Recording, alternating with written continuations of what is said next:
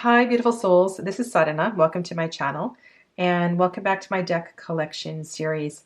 Today we're going to have a look at decks that have a strong earth-based component, a respect for the elements and the cycles of nature, and somehow through this deep respect and connection, all of these decks create a sense of magic and a way of being that is both rooted and mystical.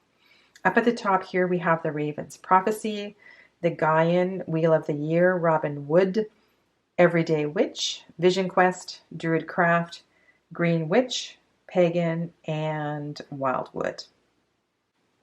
I mentioned in the intro that this collection of decks are earth-based. But there's something more than that. There's this deep reverence for the earth and for its cycles and for the interconnection of the elements, for the interconnection and the awareness of what is between and among the elements. And I think it's for this reason that I will continue to collect this kind of deck, because it helps me to understand my own human experience and to feel more connected and to see things in a different light, in a different way. Each of these deck creators has something very, very special to offer. And there are cards, there's particular cards that truly move me and help me to understand, my own journey and understand the tarot in very special and unique ways. And this Four of Pentacles is one of those cards. There's just something about this card that is so very, very powerful. There's the stars overhead. There's the sunrise in the background. This beautiful young deer has found shelter in this fallen stone circle. There's this mysterious light that is appearing in the foreground.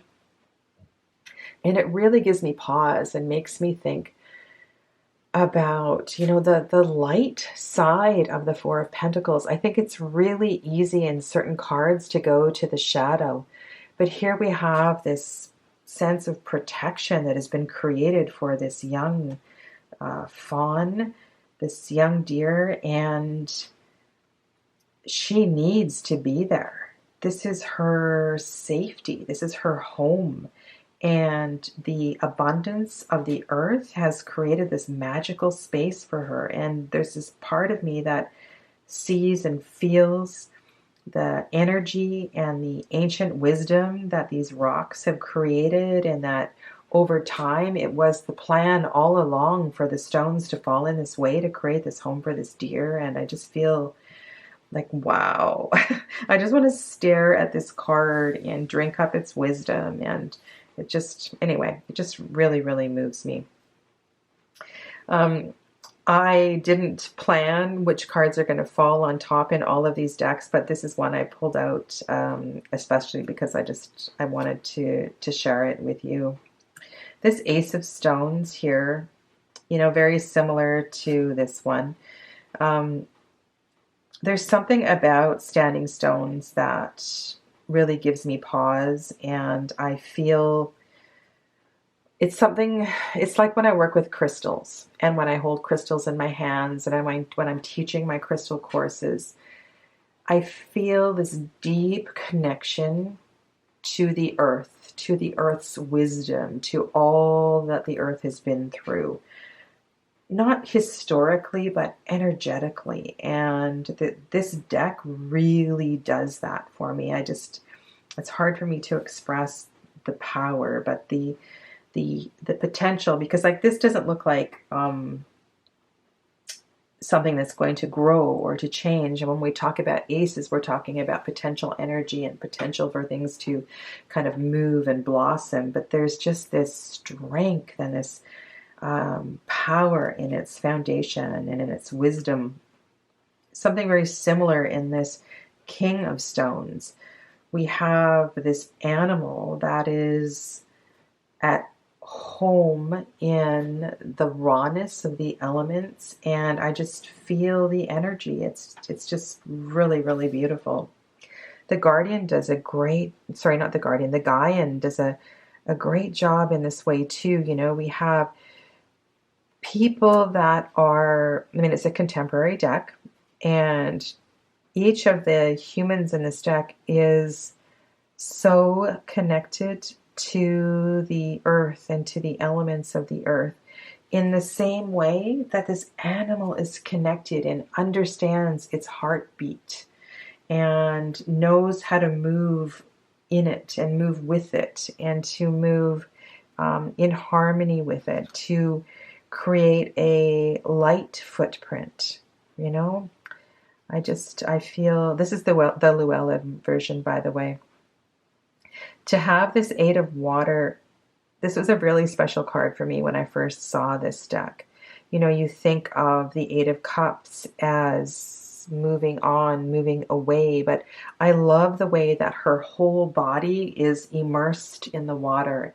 And I know that feeling, you know, there's this sense of the density of the water around the physical body and the freedom the physical body has in the water to move in a way that it can't move when it is not in the water. I don't know. I really love that card.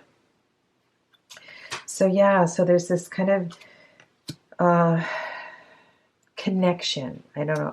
I guess that's a really good word for these decks. Just have a look at this Four of Fire here. So quite different than, you know, an RWS deck, but you get that same energy if you look kind of deeply within the cards. So we have this celebration and the awesomeness, the standing in reverence and in awe of the element, and in that position being in deep respect for its power, but also understanding its potential energy and how it can be of use and all of that. I just really, really love these decks. Nine of Fire. It's kind of cool that we have the Kundalini energy represented in the Nine of Fire. You know, usually we think of Nine of Fire as a bit of burnout, a bit of exhaustion, but here the work has been done so that that Kundalini energy, that internal prana, that internal chi has come into enough balance that we feel this, you know, deep, deep connection. So yeah, beautiful. And any card for me that has a water card where we see one flow of water coming into or bringing many lines of water together. You know, when water comes together, it all just doesn't look disjointed. It all becomes one so easily. I really feel like we need to learn from that.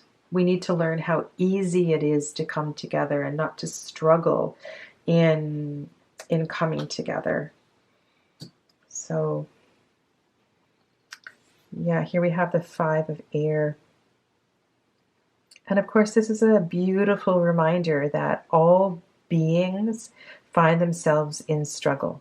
All beings at some point need to raise their voice.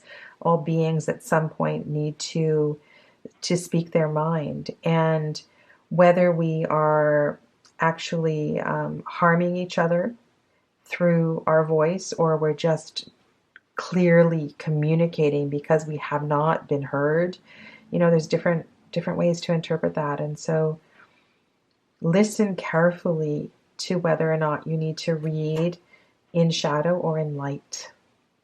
This Two of Earth is so beautiful.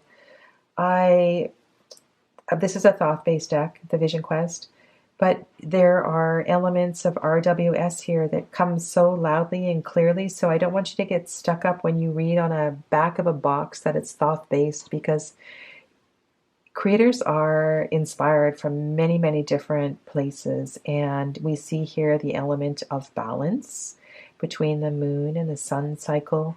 We see this potential of growth that has continued forth from the one. And don't you just feel the connection and the understanding and the respect for that balance here? I don't know, it's just beautiful, beautiful card. I purchased this deck after I saw it when I did my shamanic training. It was on the altar there, and I absolutely love it. The thing I like about the court cards in this deck are how each of the people are, well, I've said this before, like they're one with the element, and there is a complete integration of the human with the element. And so here we have the daughter of air.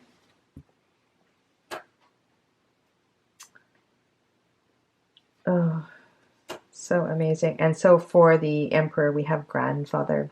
And here's another example of perfect integration with the element. So we have the sense of fire.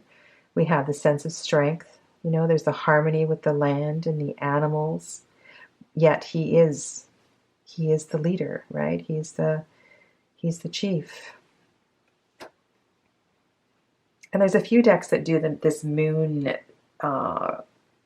ceremony really, really well, but this is one that does it, you know, very well.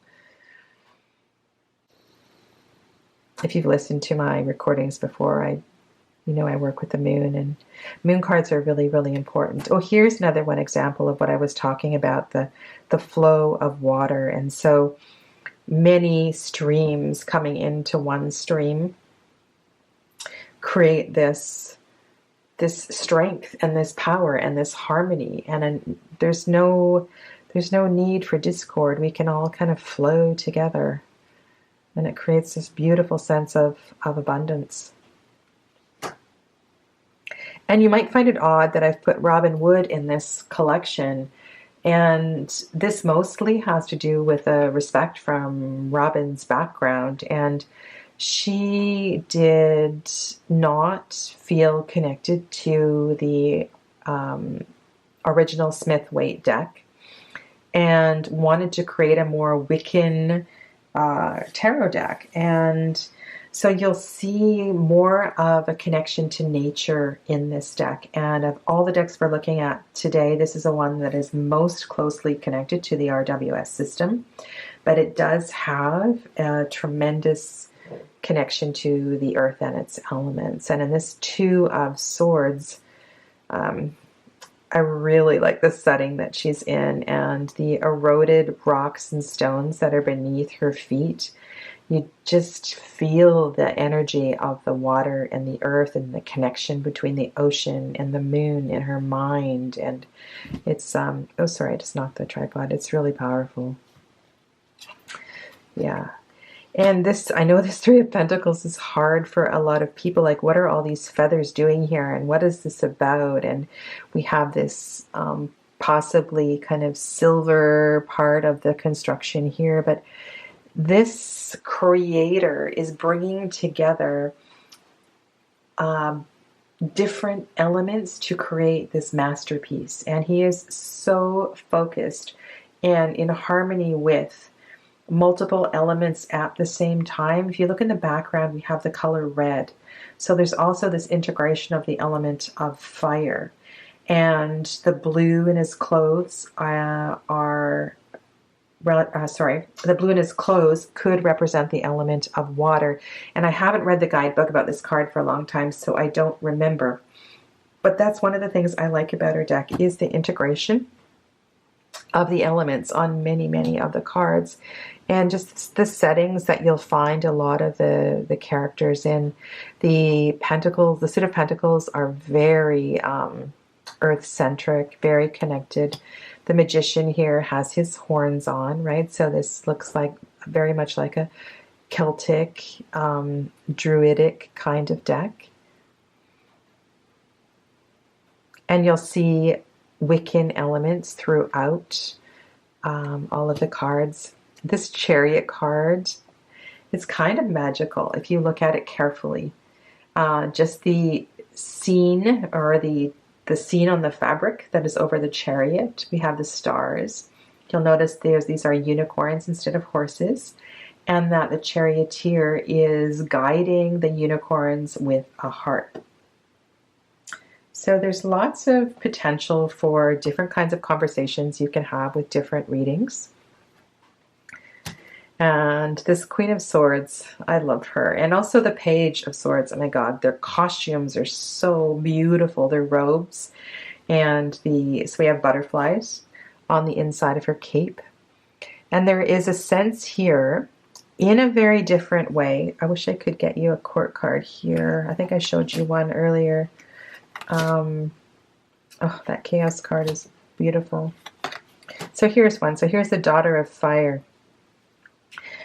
And yes, it's different, but in the same way, this Daughter of Fire is deeply connected to the element of fire, as this Queen is completely connected, right, to the element of air.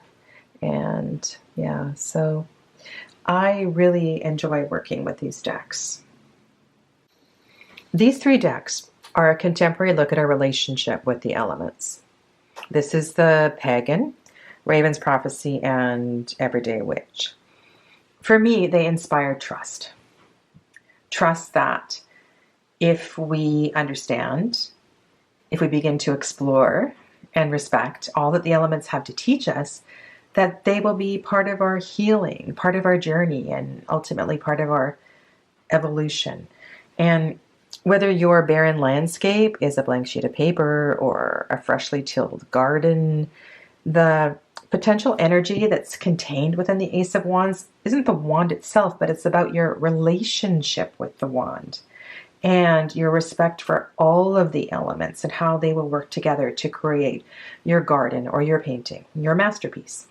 And then I laugh when I see this one because this reminds me of, I have so many pictures in the photos on my laptop of heart-shaped gestures with either the sun or the sunset or the moon in my hands or on the tip of my finger. And I wonder, why do we do that? Why do we want to touch the moon, touch the sun? Why do we want to have that connection captured in an image? And these are just questions that these kind of cards inspire in me. And they, from my own personal experience, they inspire question and inquiry and connection into the questions that some of the querents and the clients that I have start to ask when I use this kind of deck. And if we can feel that level of connection to the point where we are comfortable sitting in ritual with the elements, then wow, then we can take this whole process to another level. And I know that the Everyday Witch can be kind of a kitschy kind of a deck, and there's a few things that people don't like about it. It's not very diverse and so forth, but most of the cards in this deck have this profound connection to all of the elements. And I love how Elizabeth Alba was able to reflect that level of connection and inspiration and curiosity with the young beings that are portrayed in the aces in this deck. Most of the rituals, the ceremonies, are under the moon or under the sun. And here the women's feet are in the water, and the cats are dancing, and the fish are dancing, and everything is connected. And same with this Emperor card. There's just so many symbols to work with. There's no denying that the characters in this deck are connected, to the earth and to their practices. And so here we have a Page of Cups that looks very much like what I was speaking to in the Ace of Wands in the Pagan. For the most part, the Pagan tarot is set in a more urban, suburban environment. And so these connections are seen in a different way, but no less profound and no less connected. I love this Empress card. And that overwhelming feeling of too much stuff, too many choices. Here we have in the Four of Pentacles in the supermarket. And the Six of Pentacles, much like that Empress card, shows the interconnection between the generations, even between the dolls and the child and the dolls and the mother. And what I want to get to here is that the connections are the elements are the humans and the humans are the elements. And these connections over time, we need to begin to see in a more of a macro perspective. Like here in the Two of Cups, right? She's looking at a different aspect of herself in the mirror. Yeah. So I just find that these decks provoke something deep within me. And this is a great, if you read the Lover's card as choice, this is a great Lover's card for that. And let's look at a few more cards in the Raven's prophecy. Here we have the Nine of Cups. So much energy in this card. And whether the storm is clearing or the storm is coming, we have the potential to go in either direction with this card and talk about the relationship of the element of water and all that it represents with the querent. Bubbles for Six of Cups. Isn't that perfect? I should show you the suit of coins if you don't have this deck. So in the suit of coins, we have the evolution, we have the roses. Here's the 5 where the petals are falling. But if I go back, I find the strength of a deck like this is that sometimes it's easier to integrate the lessons if it's not a human experience. So if we're able to witness the process, the journey through an external metaphor, in this case, the growing of roses in the suit of coins, sometimes those lessons are easier to see, they're easier to digest and to integrate. And so she's done a really good job making Maggie Stiefvater in the suit of coins. So here we have the seedling. Sorry, that's the 3. Here's the buds, rose buds for the 2. And here's your first completion. It's so beautiful. When I saw this 4 of coins, what it reminded me of was the weeds that grow in the garden. Sometimes they are there and we can harvest them, but we need to contain them in a way so that we can use them for their strength and not allow them to strangle or to move into plants that cannot thrive if they're, wrapped around them. So I see this as a choice, right? This experience of suffocation. And there's a card called Bindweed. I think it's in the Gaian, and we didn't look at it in this. We didn't look at it when I showed the Gaian previously. But we have the opportunity to move this away at a certain stage before it begins to destroy the plant. And I like how she's shown the thorns in this one as well too. It's really well done. So here in the 5, because we've allowed that weed to strangle the plant, some of the flowers are not thriving. And so we need to make, I'm going to use a yoga term, we need to take right action along the way throughout the journey. Here's the second completion. I love how she's got the pentacle tattoos here on the wrist. It's a beautiful, beautiful offering. And this card I see as giving and receiving, right? So the giving, the earth has given this, right? And your energy has been put into the love and the care and the nurturing of these plants. And the 7, which is the card of patience, sometimes we forget that there's a lot of hard work that has gone into this. These trailing roses, this didn't happen by itself. You created this lattice. You helped the roses to make their way up this lattice. And so that slower kind of energy where we regroup and we watch our work and we observe and we step back it's really beautiful. And then in the 8, there's this, it's like for me, digging a little bit deeper, and she used a shovel here. This is an opportunity to try it in a different way. Things have been going quite well, but there's a different way to do it, or a different angle, or we can go back to something that we really loved and we learned long ago. We can integrate other ways. The tools here are a really, really good metaphor. And then here's the third completion, the beautiful rainbow colors in the 9. And then here's the 10. And what is important here is that I've said this a couple of times in the video, is we need to dive deep and not just see the beauty and the smell and the fragrance of this 10 of coins, but to understand the importance of being in the moment and to enjoy them right now, because they will not last forever. And so in that moment, we be with them, and we really, whether they have been cut or not been cut, they're not going to last a long time. So to take the time to enjoy them is so very, very important.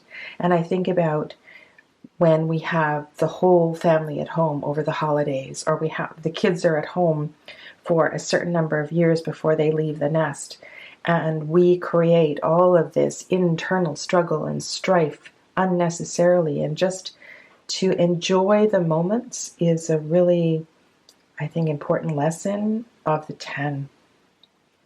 And I just wanted to show you a couple of the quartz. So she kind of goes back to the seedling in the page, and look at this beautiful creation in the Queen, where she creates the garland for the head, the wreath for the head. It's just absolutely stunning. So yeah, so these are 3 decks that I think in very different ways really help us to connect to the elements and the potential of finding that integration with the elements. When I was putting decks into groups, trying to figure out, which decks I was going to show for this collection series, it was very difficult to put a name on this group of decks. Are they witchy, Wiccan, Druidic, Celtic, Pagan, Elemental, Shamanic? I really didn't know how to tie all of these decks together. And as I began to look at them and pull a few favorite cards to the top, the thing that came through was that in all of these decks, there is this deep, intuitive way of being on the earth. And it feels almost as if most of us have forgotten how to be this way, how to move and how to step lightly and how to keep a small footprint. And I think that's what attracts me to these decks, is that respect for and integration with the elements. And I feel that in all of these 3 decks. So these are the last 3 ones that we're going to look at. The Druidcraft on the right, the Wheel of the Year in the center, and the Green Witch on the left. And I use this one quite a bit. These 2 I don't use very much. I've shown them in different videos for teaching purposes. But they all kind of fit in that category. The characters really live and work and be. I think that's a good verb, be with the land. So here's the Wild Hunt, the Tower card. This is the Green Witch. We saw a very similar card in the Everyday Witch with, I think it was the Hermit card we were looking at, and that complete serenity and the sense of purpose in the ritual. And here we have the 10 of Athens, the Horned God. So this is the Emperor card. And this reminds me, we looked at the Grandfather in the Vision Quest Tarot.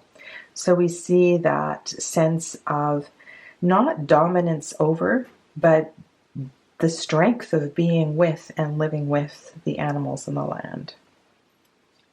And that is what that's a huge difference between this kind of deck versus, the other kind of culture that dominates the tarot. And in this 5 of Wands, it's almost as if there's 2 teams going here, or there's different people engaged in different ways in deciding what's going to happen with this spell. And One of the things I say when this card comes up is that this confrontation, this engagement is always a choice. You know, choose your battles. Choose your battles. One of the things I look for in a deck is when the High Priestess or any of the majors really are actually doing something and they're involved in their craft. And in this deck, she is. She's actively in her practice. And here we have another deck with standing stones. So of course this is a card that I like very much and relate to deeply. And we can look at the symbols that are represented on the standing stone, and then also look what is mirrored around the standing stone and what happens when things come into balance, when things come into karmic balance. We have beautiful energy around the whole of the card. In the Wheel of the Year here we have the 4 seasons in the Wheel card, the Wheel of Fortune card. And what strikes me here is that none of the seasons are dominant. The seasons all kind of know their place, and they know that they each have their turn and they each have their role in the cycle of life. And what a beautiful lesson that is. I think this 4 of Wands was one of the reasons I was attracted to this card. I just love the integration of the tree with the tree house and the joy of that integration, right? And the joy of working together to create something that is fun and beautiful. And to have a treehouse outside is just a most magnificent experience. I was lucky to share my friends when I was growing up. And here we have the 5 of Pentacles.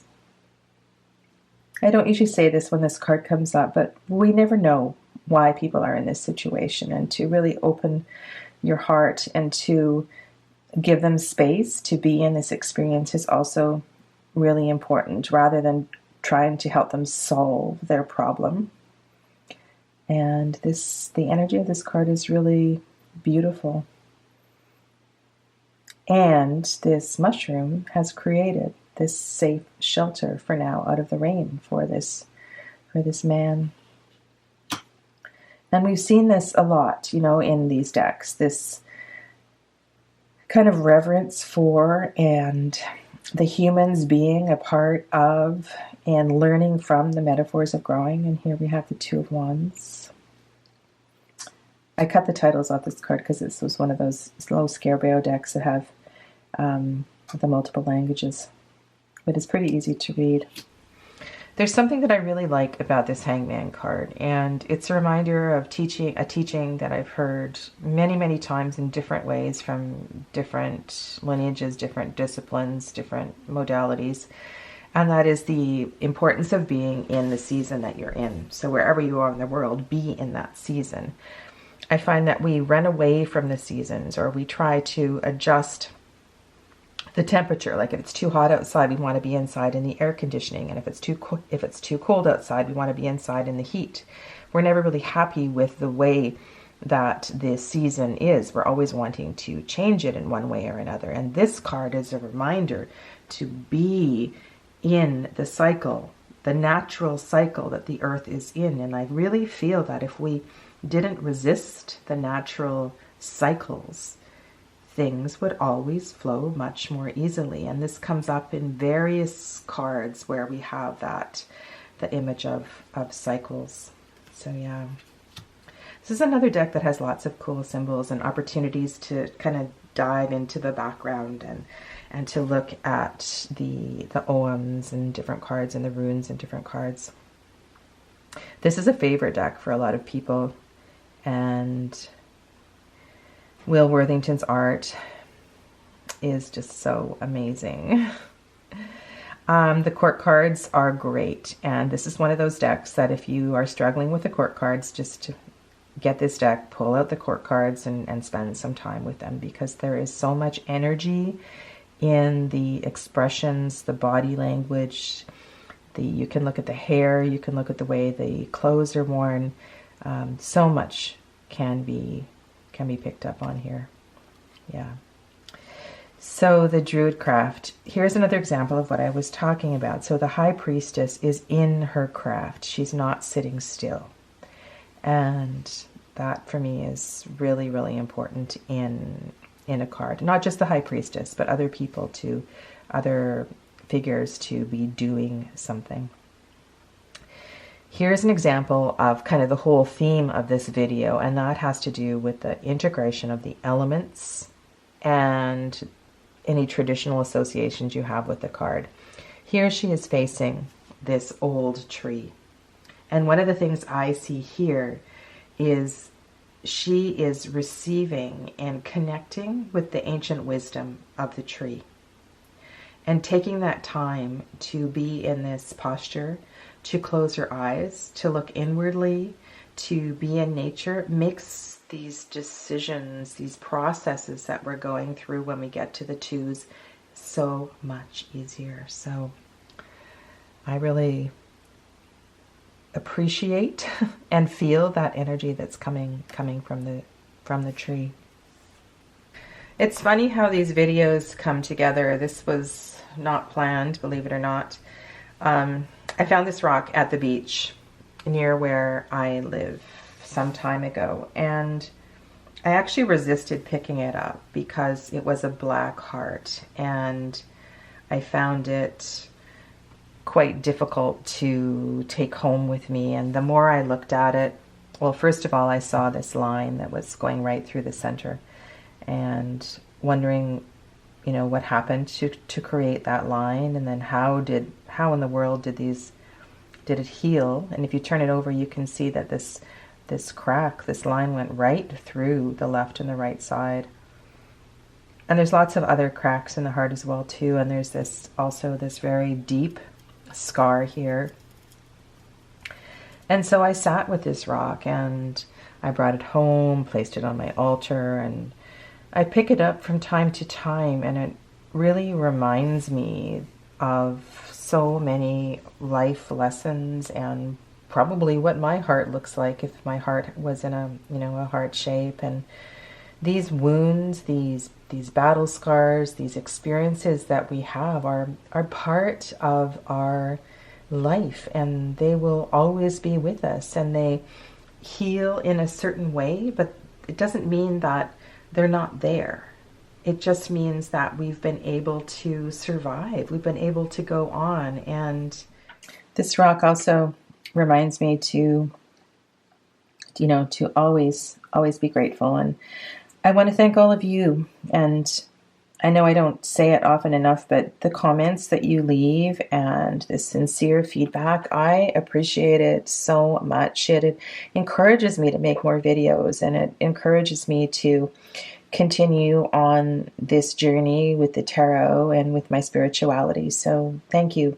Really, thank you from the bottom of my healed and broken heart.